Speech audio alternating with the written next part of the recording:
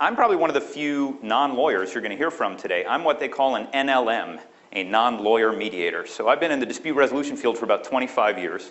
And when I think about the problems we're talking about here, I really think about this quote from Carl Llewellyn. A lot of you have probably seen The Bramble Bush. But essentially, what is law about? It's about the fact our society is honeycombed with disputes. Disputes actual and potential. So what are we in the business of? We're in the business of preventing and resolving disputes. So let's think creatively about how can we use technology to do that. And that's what ODR is. And Richard spoke to this. Essentially, it's the application of information and communications technology to the challenge of preventing and resolving disputes at a high level. Now, as was just mentioned, I was a director of online dispute resolution at eBay and PayPal for 8 years. We had 250 million users all around the world in 16 different languages. We had 60 million disputes that we had to resolve. And the question was, how are we going to do that? We only had 25,000 employees. So eBay called me up and said, hey, can you come out and help us figure this out? I really felt like they were hiring me to build a civil justice system, in essence. And my background's in public policy. Now, we also had a criminal justice system at eBay and PayPal. That was to go get the bad guys. But what we found is the legal system really is irrelevant for these eBay cases. If you have a buyer in the US who's buying from a seller in France, and it's a drop-shipped item out of China, and the marketplace they're buying from is in Buenos Aires, and the value of the item is $75. How are you going to sort that one out? Is there any lawyer that's going to take that case? And then imagine you have 1 million of these cases, maybe 10 million of these cases, maybe 50 million of these cases. So the point is, they're too low value, they cross borders, the legal model really doesn't work for these cases. And what we found is the dispute resolution model is a much, much better fit because you can build redress right into the terms and conditions of the website. So we don't even need to worry about jurisdiction. We don't need to worry about which judge is going to decide the case. We could do it only at eBay. So what we found is we built a resolution center for every single user on eBay and PayPal. They all have a personalized console that tracks all their disputes. You can access it at any time.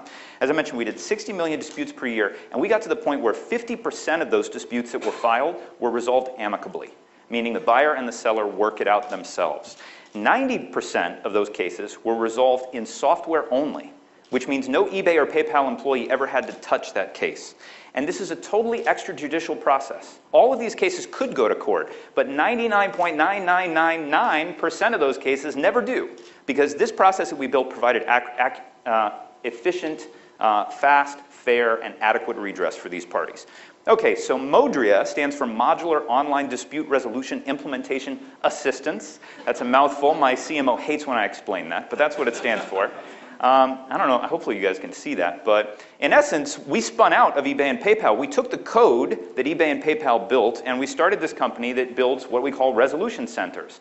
And in essence, they're online places where people can resolve their disputes. Now, our approach is similar to what Richard was talking about: diagnosis, negotiation, mediation, and arbitration. That's what we call the justice journey through the MODRIA platform. A lot of you know Frank Sander at the Pound Conference. He talked about building multi-door courthouses. We say in dispute resolution, let's fit the forum to the fuss. What we're trying to do is build a toolbox where we can dynamically build resolution processes appropriate to any kind of dispute. So let me walk through these one at a time. Diagnosis. Now, MODRIA, we do work with an administrative law process in the state of Ohio. This is the Board of Tax Appeals. So this is essentially a court for dealing with property tax assessment appeals that escalate out of the individual counties in Ohio. And what we built for them was a problem diagnosis process. So anybody who has an issue can come into this just off of Google. They're not even registering. They have to put in any information about their case, and they can get answers to certain questions. Should I file? What's going to give me a strong case? How long is it going to take? And these are really nuanced online wizards for educating parties about the dispute that they have. And you can imagine building these online wizards that are available through Google. They're highly trusted by parties. Actually, a PhD student who's doing research here at Stanford found that information gleaned through online wizards like this found through Google is more trusted than information that came from humans. So that's something to think about. But delivering an automated resolution also at this point on the basis of data is another possibility. Now let's talk about negotiation. So technology-facilitated negotiation is where we build online collaborative rooms where the parties can talk with each other and utilize tools to work out their disputes. So we are the #1 processor of online property tax assessment appeals in the United States. We do all the online property tax assessment appeals for New Orleans and Nashville and Atlanta and Gainesville, Florida, and a bunch of other cities. But in essence, this is a place where the two parties can negotiate, they can make offers and try and work the problem out, upload relevant documentation, and then draft and accept agreement terms. Now, say if they can't work it out in this phase, then they can escalate to mediation. This is a platform we built in conjunction with the Dutch Legal Aid Board. It's an online family mediation process. It goes all the way through an intake process, a diagnosis process, through a negotiation process, then mediators are available, and also family court judges can come in and help decide these cases as well. So this is an end-to-end family mediation process. It's all online. It tracks all issues to closure, and it allows parties to consult libraries of relevant solutions to other cases similar to theirs. And the last one is arbitration. We run the highest volume caseload for the American Arbitration Association, the New York no-fault caseload. And the New York State Department of Insurance wanted to get these cases out of the courts, so they sent them to AAA, and we do about 250,000 cases a year, which actually end in in-person arbitrations. But everything, all the case management, all the scheduling, all the filing, document management, all exists online. So, that might be hard for you to see, but the other thing is governments are pushing ODR hard. UNCITRAL has an online dispute resolution working group that's been meeting for the last 5 years. You heard from Richard about the report that just came out in the UK recommending the creation of Her Majesty's Online Court. British Columbia as well has passed a law that's calling for the creation of civil resolution tribunals, which are all online, which essentially are going to replace the low dollar value civil case volumes that were previously handled by the provincial courts.